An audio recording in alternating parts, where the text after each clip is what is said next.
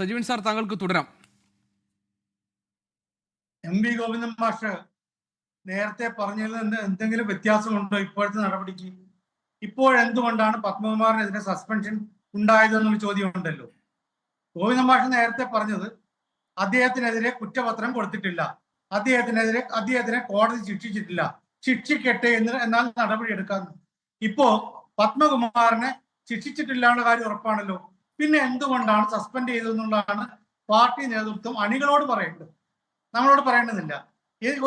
ഇപ്പൊ നേരത്തെ ഗോവിന്ദൻ മാഷ് പറയുന്ന ആ സമയത്തിൽ നിന്നും അതിൽ നിന്നും ഒരു വ്യത്യാസവും ഇപ്പോൾ ഉണ്ടായിട്ടില്ല.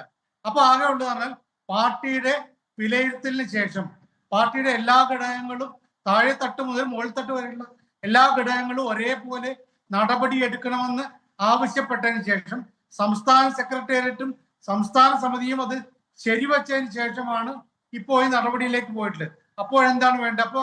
അപ്പൊ അവിടെയാണ് ജയരാജ് പറഞ്ഞുള്ളത് പാർട്ടിയിലെ സാധാരണ മറ്റുള്ള കാര്യം പോലെയല്ല, നടപടിക്ക് ഓരോ ക്രമമുണ്ട് എന്ന്. നടപടിക്ക് സസ്പെൻഷൻ ആദ്യം, അത് കഴിഞ്ഞിട്ട് ഡിസ്മിസൽ എന്ന പരിപാടിയൊന്നും പാർട്ടിയിലുള്ളതായിട്ട് എനിക്കറിയില്ല.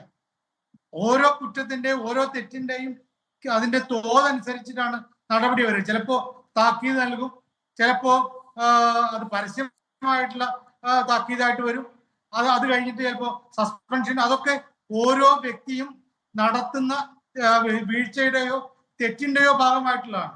അപ്പൊ ഇവിടെ ഏറ്റവും ഗുരുതരമായിട്ട് ഇപ്പൊ അടുത്ത കാലത്ത് നോക്കൂ, ഇത്രയും കടുത്ത രൂപത്തിലുള്ള ഒരു തെറ്റ് വരുത്തിയ പാർട്ടിയുടെ നേതാവ് എന്ന് പാർട്ടി കണ്ടെത്തിയിട്ടുള്ളത്, പാർട്ടിയുടെ പ്രവർത്തകരും നേതാക്കന്മാരും എല്ലാ ഘടകങ്ങളും ഒരേപോലെ പറഞ്ഞിട്ടുള്ള പത്മകുമാറിനെ കുറിച്ചാണ്. എന്നിട്ടും എന്തുകൊണ്ടാണ് സസ്പെൻഷൻ നിലയിലേക്ക് പോയത്? അത് കഴിഞ്ഞ് സസ്പെൻഷൻ കഴിഞ്ഞ് 6 മാസം കഴിഞ്ഞിട്ട് ഞങ്ങൾ ഡിസ്മിസ് ചെയ്യുമെന്ന് പറയും. അപ്പോ അങ്ങനെ ഒരു നടപടിക്രമം CPM ഇല്ലല്ലോ.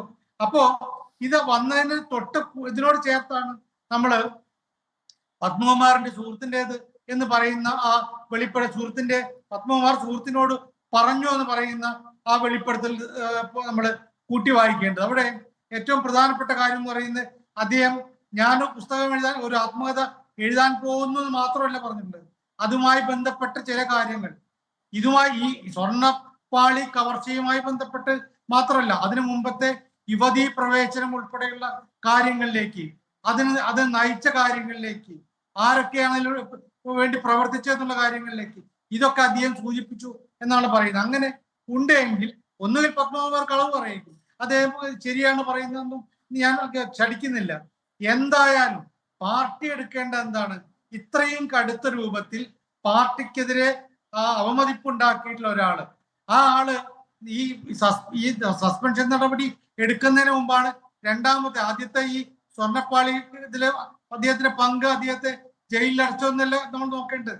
അതിനുശേഷം അത് ഇങ്ങനെ കൂടി പറയുമ്പോൾ നടപടിയുടെ തോത് നേരത്തെ താഴെ തട്ടിൽ മുതൽ സംസ്ഥാന സമിതി വരെയുള്ള ഘടകങ്ങൾ അവർ തീരുമാനിച്ചതിനേക്കാൾ കൂടുതൽ കടുത്തതാവേണ്ടതാണ്.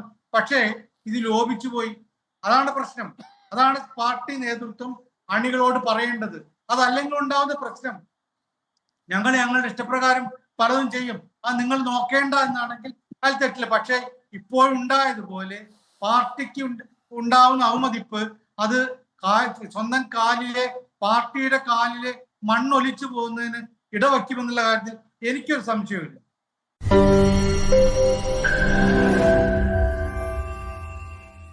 ലോകത്തെവിടെയായാലും ഏത് സമയത്തും 24 വാർത്തകളും ഓഗ്മെന്റഡ് റിയാലിറ്റി പാക്കേജുകളും എക്സ്പ്ലെയിനറുകളും വിശദമായി കാണാൻ ഞങ്ങളുടെ YouTube ചാനൽ നിങ്ങൾക്ക് സബ്സ്ക്രൈബ് ചെയ്യാം.